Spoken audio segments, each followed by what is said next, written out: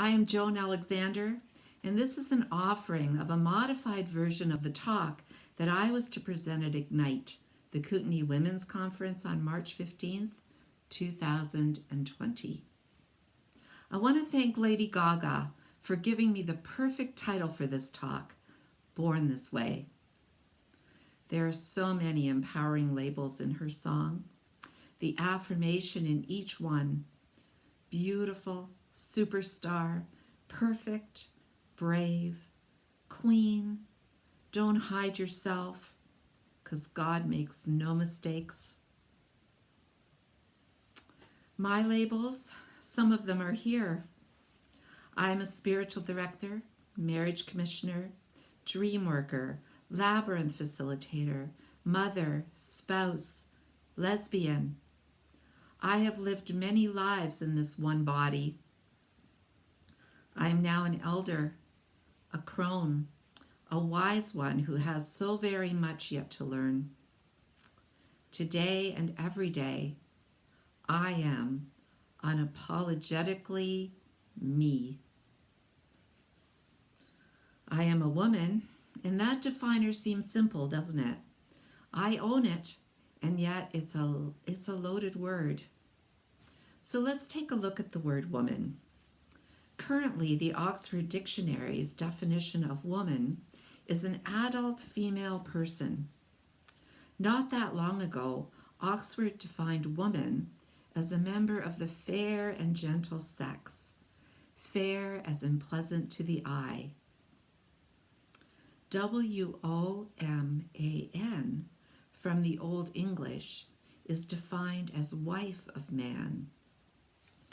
The following descriptive words or labels have been used and continue to be used in certain circles. Please note that some of these words may trigger you. Know that you are safe here with me. To express your shock, anger, and disgust, raise your hands like this.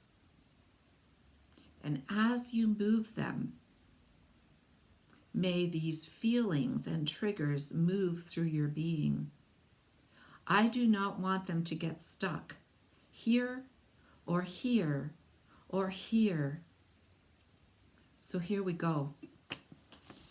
Lady girl, Colleen, dame, maiden, baggage, female, girly, broad, damsel, bitch, matron, filly, gal, wench, petticoat, slut, biddy, Jane, piece, cow, lass, bird, sister, bit, little lady, lassie, popsy, frail, mare, chick, wife, maid, whore, pig.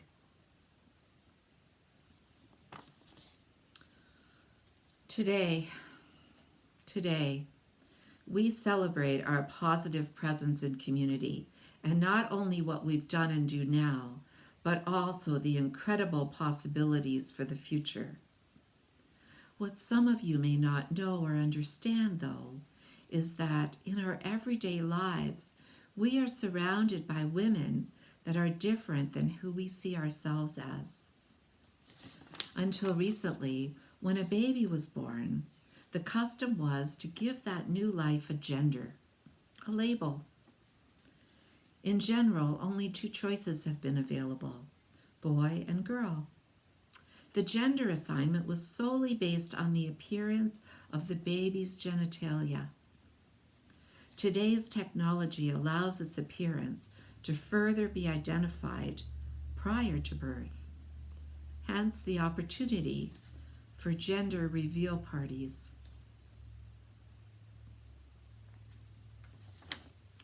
As we continue to learn and grow, even through another's story, and often through those stories, we hear of people who have been misgendered.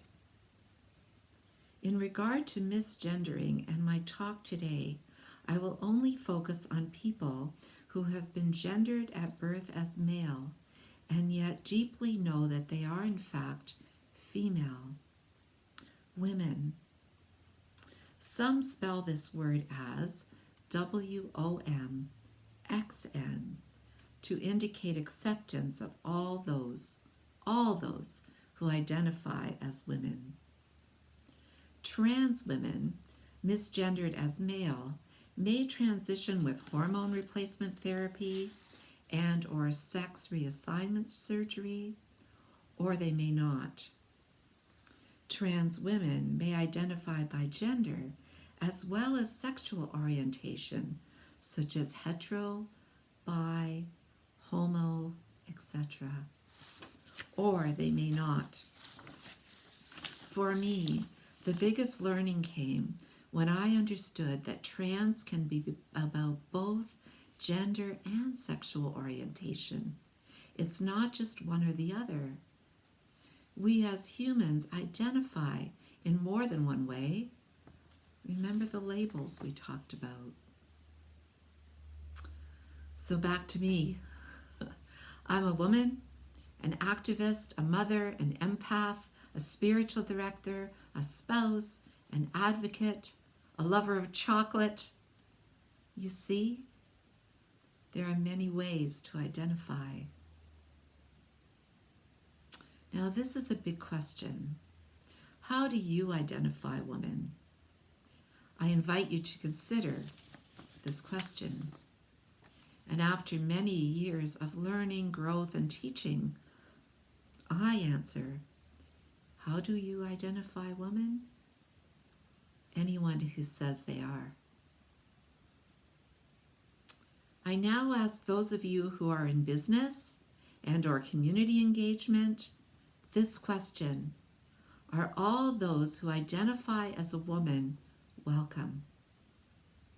And before you answer, I caution you to learn what this actually means. It may be that you, as a business owner, you simply want customers. It's all about the bottom line, right? Wrong. Wrong. Please take time to educate yourselves on what this truly means. For those of you who have questions and those who want to learn more, before responding to this question, how do you define woman? I ask you and invite you to reach out to me, not me the expert, because I am far from that. To me, because I can listen and guide you to more information and resources and stories so that you may best answer the question for yourself. Is there space here to also talk about women and sexual orientation? Yes, I think there is. It may be why I was invited to speak at Ignite by Rebecca. So, referring again to the Old English definition of woman as wife of man, there are many feminists who use WOMYN to self-identify. My spouse Elizabeth often says, I long for a time when we no longer need labels of any kind. And yeah, she says it just like that. So here we are at labels again. And I think that we will only be able to discard labels and their spellings when we are all truly equal in all ways. So until that time comes, women, like me, who identify as lesbian, can be misunderstood and set apart from heterosexual women, women that only feel attracted to men. I can't speak for other lesbians. I can only speak for myself here. But what I will say is that I believe in the scale of attraction, that many humans are not just simply straight or gay. You may have heard this saying, I'm not gay. I just fell in love with the person. I've said this myself. And yet, I always knew that although I experienced pretty good heterosexual relationships in my life, I also always knew that there was something missing, something more. In the LGBTQ plus community, there is a huge spectrum of gender identities and sexual orientations. For our purposes today, I only shared two of the letters, the L for lesbian and the T for trans. In the days ahead, I invite you to ask yourself these questions too. What does diversity mean to me as a self-identified woman? What does a truly inclusive community look like to me? And what do I need to learn before I can fully answer these questions? Those of you who know me, you know that I learn best through story. My own prejudices and judgments have changed when hearing another's story. So I now share some of my own story in the hope that you may understand and know me better. One part of who is a lesbian. I was raised in a conservative immigrant family and identified at birth as a girl. I was the youngest child. I had an older brother and sister. Education in our family was encouraged from my brother. My sister and I, we were raised to leave school and marry young, to find good men to take care of us. In my own way, I did what I was told. And after being divorced for many years with 2 adult sons, I began to acknowledge my attraction to women and consider a same-gender relationship. This was also around the same time, not coincidentally, that I was pursuing more education too. So fast forward to meeting the love of my life about 12 years ago now. We were 2 women in our 50s in religious and academic professions. We were civilly married, and we lived in Ontario before moving to BC almost 5 years ago. When I tell you that I've experienced homophobia in the Kootenays, please know that I also experienced it in Ontario. For example, we lived in a quiet neighborhood in downtown Guelph, Ontario, and we started a community garden on our rented property. It was a busy place for 3 seasons of the year. One of our neighbors, a rabbi, never spoke to us. In fact, when we were outside, he would cross the street and use the sidewalk on the other side. He would turn his head away as he walked, so as not to look our way. Maybe he was shy. Maybe he didn't like women. Or he didn't like vegetables. Shall we give him the benefit of the doubt? No, I won't. I know in my heart that he was homophobic, and his religion required him to be so. In preparation for our move from Ontario to here, I Googled the Kootenays, and I found these labels. Draft dodgers, hippies, Doukhobors, Nelson. Castlegar's promotional slogan, "Do it outdoors." And I thought, wow, this place is quite progressive. So, to only give you one homophobic example is difficult. The first impression I had of my new city, Castlegar, is the one example that I choose to share with you. Shortly after moving here, Elizabeth and I were walking down Columbia Avenue in Castlegar. We were going to Chopsticks for dinner after spending the day unpacking and getting settled, and we were holding hands. So please just imagine this. 2 gray-haired women walking and talking and looking around at our new city.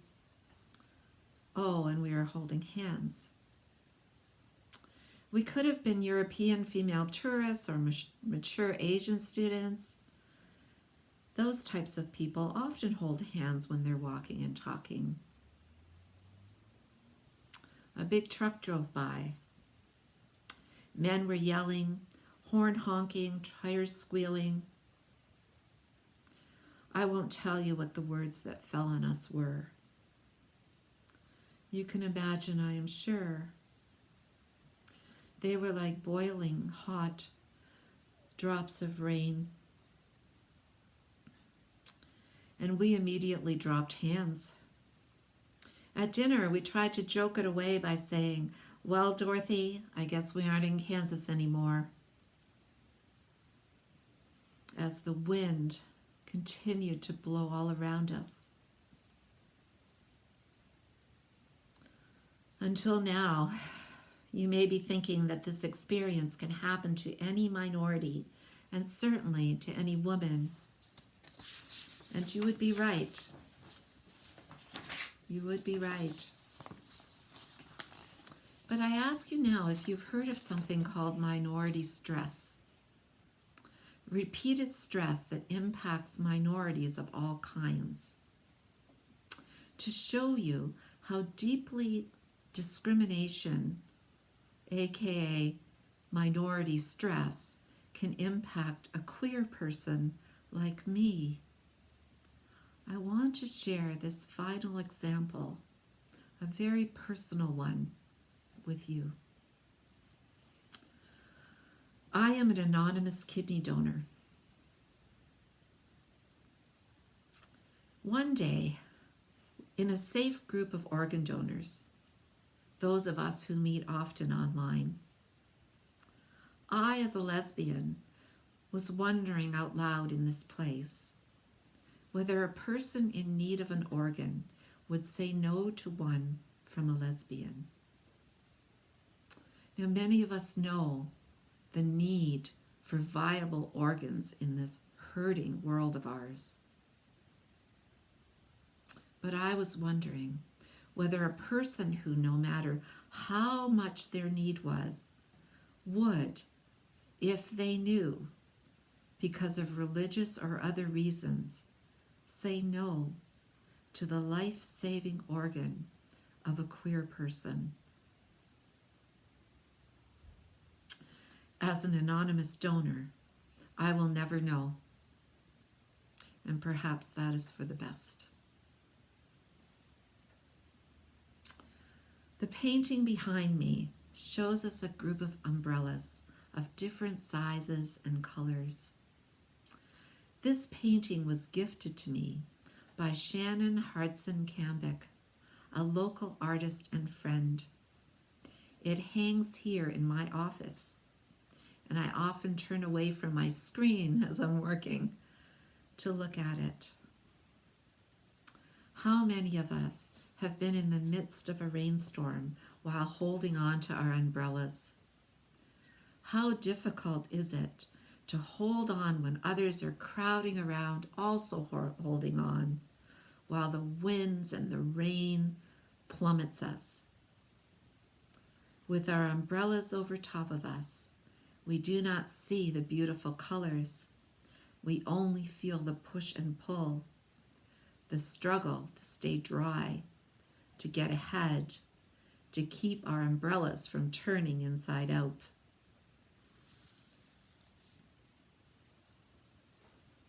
We do. And so, to wrap up, we all know about feeling safe and unsafe on the streets, in our workplaces, and some of us even in our homes. We know that together we can be stronger and wiser and ever more colorful. We know that it is not our differences that divide us. In fact, it is in our diversity that I believe we will find ways to make the need for labels no longer necessary. So tell your stories, women. Share your experiences. Sit in circle. Invite another under your umbrella. And when the day comes when we can burn our labels, that will be the biggest Ignite gathering ever. Thank you.